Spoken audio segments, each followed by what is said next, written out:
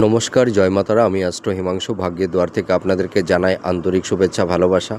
আজ আমি যে প্রেডিকশানটি করতে চলেছি, জাতকেরা হলে ডান হাতটিকে দেখুন এবং জাতিকারা হলে বাঁ হাতটিকে দেখুন। আপনারা দেখতে পাচ্ছেন একটা হৃদয় রেখা।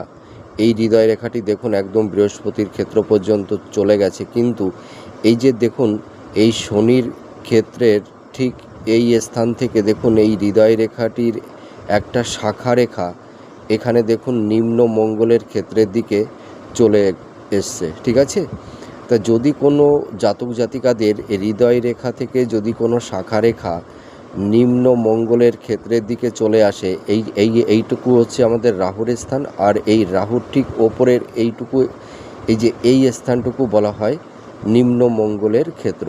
ঠিক আছে, তা যদি হৃদয় রেখা থেকে কোনো শাখা রেখা নিম্ন মঙ্গলের ক্ষেত্রে যদি চলে আসে, তাহলে সেই সব জাতক জাতিকারা জন্মসূত্রে মাঙ্গলিক হয়ে থাকে।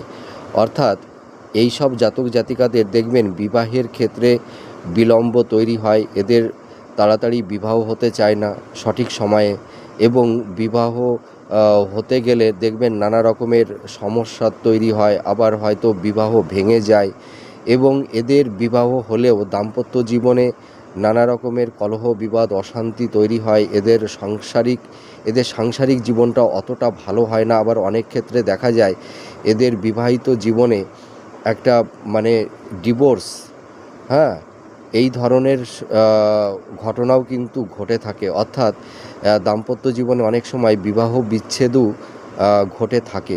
আপনারা মিলিয়ে দেখুন এই প্রেডিকশানটি কতটা ম্যাচ করছে। নমস্কার, জয় মাতারা।